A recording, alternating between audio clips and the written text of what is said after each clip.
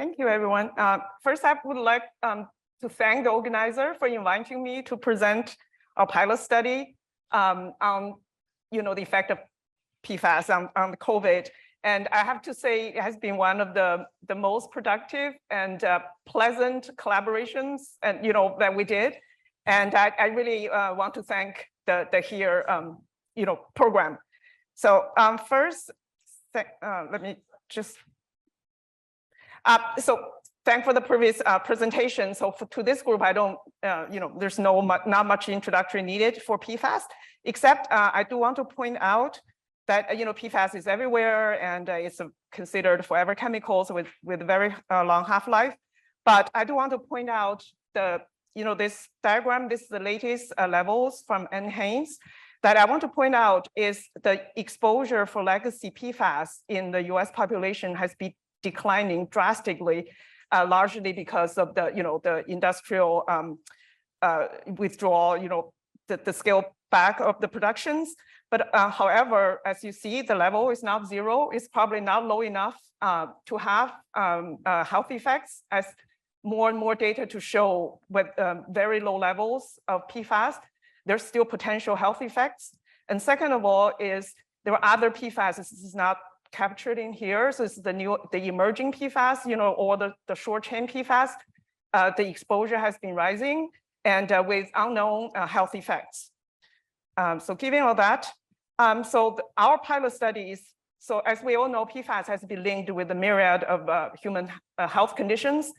And so our pilot is really focusing on the immunotoxic effect of PFAS, which has been widely suggested in the human study. And here I'm just giving you some examples of evidence of showing PFAS is immune toxic. So first of all, in like almost 10 years ago, there's studies start to show that the PFAS exposure during pregnancy or in utero actually has been associated with the children who are more likely to have more colds and more stomach flu, all kinds of infectious disease. So the study actually come from all over the world. And the first one is actually from population in Norway. And then later on, the outcome is slightly different. And then people, use like the frequency of colds and or sum all the infectious diseases together. But there's, kind of fairly consistent evidence showing that the maternal levels of PFAS has increased the risk of the infectious disease of the offspring. And then later on, there's like emerging evidence showing the PFAS exposure during pregnancy also actually compromise the immune response of the mothers, especially and also with the children in terms of efficacy of vaccines. And so, of course, probably the most well-known study is the one that came out for Rhode Island. This is against 10 years ago from Dr. Grosjean's study. And then they actually show the maternal levels of PFAS reduce the IgG levels of vaccine against tetanus and diphtheria. And since then, there's a handful of studies, again, all over the world, showing that like the vaccine efficacy against an array of infectious diseases also compromised, including rubella, including flu, and et cetera, et cetera.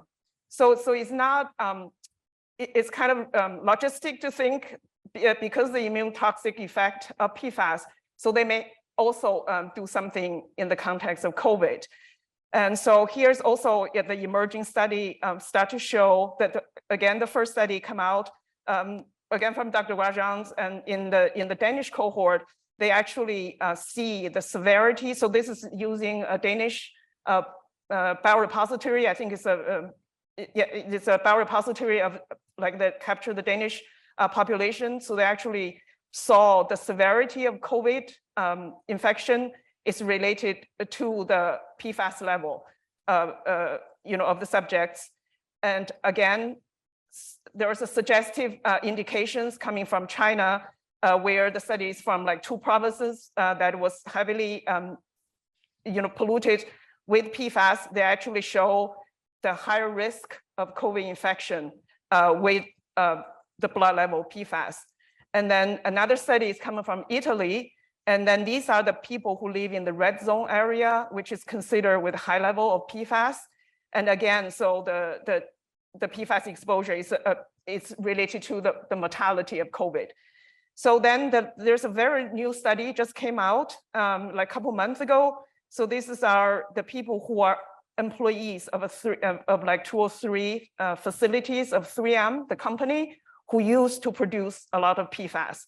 So they were so they follow the subjects. I think there are 600 of them, and then in terms of the vaccine, they see how much of the IgG levels, after the vaccination. So again, they see a reduced the vaccine response related to the PFAS.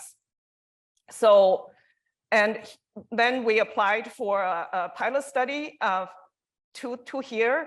And what we want to know is, because there's very few studies in terms of PFAS in pregnancy, and to see how they might affect the pregnant woman as well as the offspring.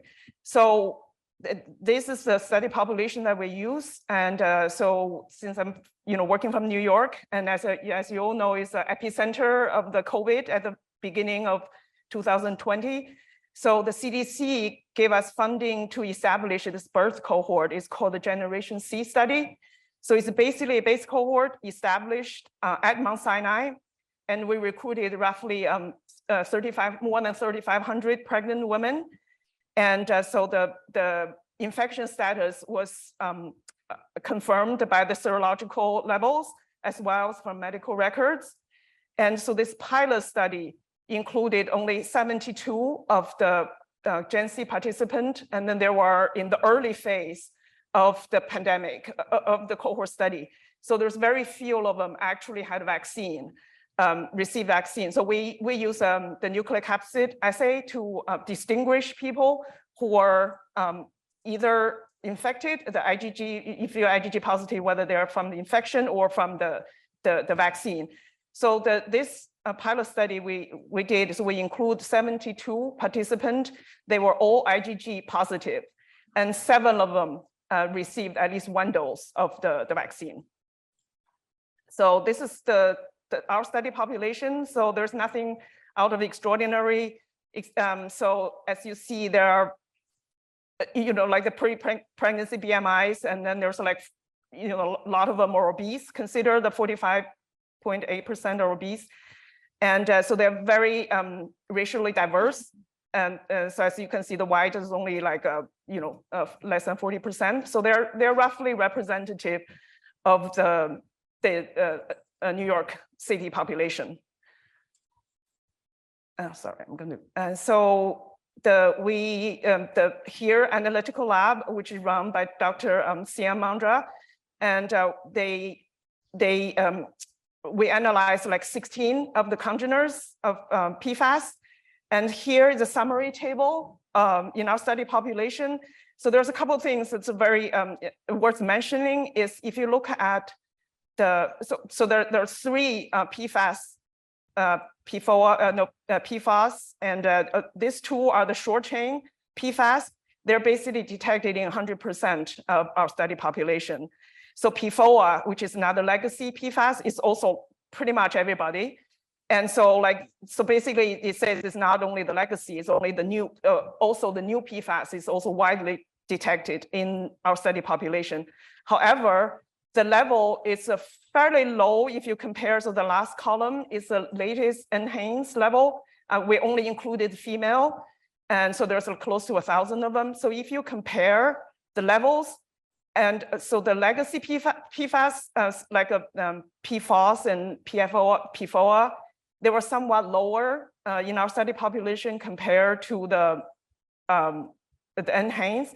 But however, some of the new, the emerging PFAS, like the short chain ones, anything with XA or XS, anything that is bolded in here, the level in our study population is actually higher than enhanced.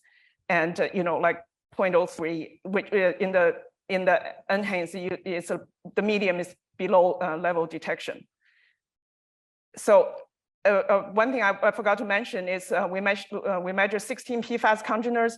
In the analysis, we only include 9 of them that was detected in greater than 60% of our study population. So we exclude, the rest that was lower detection frequency. And then we look at the associations between the PFAS and the IgG levels of the COVID, IgG titers, which is using an ELISA developed at Mount Sinai. So what is really striking is all the 9 PFAS show negative correlation with the IgG levels. So these models were adjusted for maternal age, gestational age, and blood draw, vaccine status. We only did a sensitive analysis. We removed the 7 people who have a vaccine. The results remain the same.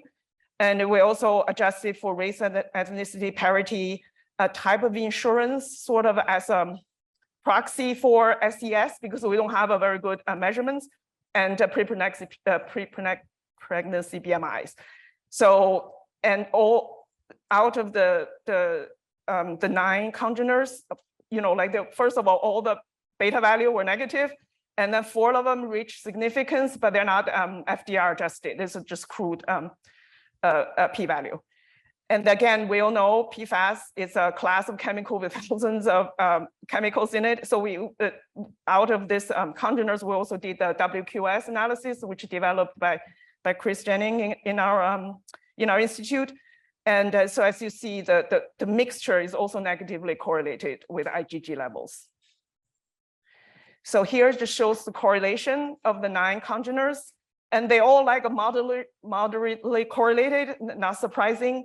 Positively moderately correlated, and except there's one that's PFNA, and this I don't even know how to pronounce it. Which is negatively correlated. So that may explain some of the uniformity of the negative correlation. So next, we try to see what are the major contributors of this mixture. So there are 4 that were considered, that are top contributors. So interesting, this 4 is not exactly the same as the slide I showed before. But for example, PFOA, where is it? Yeah, this one, PFOA, was significantly associated with IgG, but here is not one of the major contributors. But all the major contributors, surprisingly, are those short chain ones, or the new one, the newer shorter chain PFAS. So, of course, we acknowledge the limitation of the study. It's only 72 people, so it's very small study. And so another major limitation is we don't know exactly the timing of infection, which is very difficult to do in a cohort study, like birth cohort study. So the only thing we know, they are IgG positive. And but we reasoned, because we all know the IgG, there's a curve, like, once you're infected, it takes like 1 or 2 weeks to reach the peak and then and start to wane. So we think, so if there is a misclassification, it should be randomly distributed in terms of that lag. That would more likely drive the association towards the null. So hopefully, that's the case, sorry. So again, the study is cross-sectional by nature, and the exposure and the IgG are from the same sample. And lastly, is, as I mentioned before, we don't have the exact, we have missing information for some of the potential confounders, like breastfeeding history that you hear from the previous presentation that we don't have. We don't have very good assessment of SES, so we use the insurance as a proxy for that.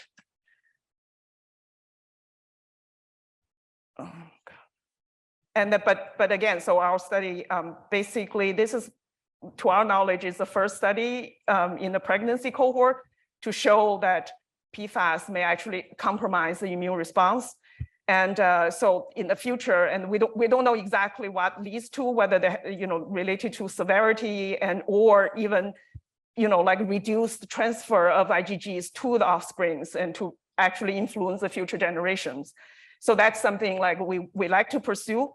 And I just want to mention that this study is actually impressed in environmental research. And so we are very happy with the productivity, and without the help of HHEAR, it's not possible. So I just want to thank the people in my lab and Kirtan Kaur, who now work for move on to work for industry. She did most of the work, and also Karina Alessa, who recently promoted to assistant professor, who did most of the statistical analysis. Of course, the HHEAR lab directed by Dr. Andra, and it was very productive and very pleasant to work with.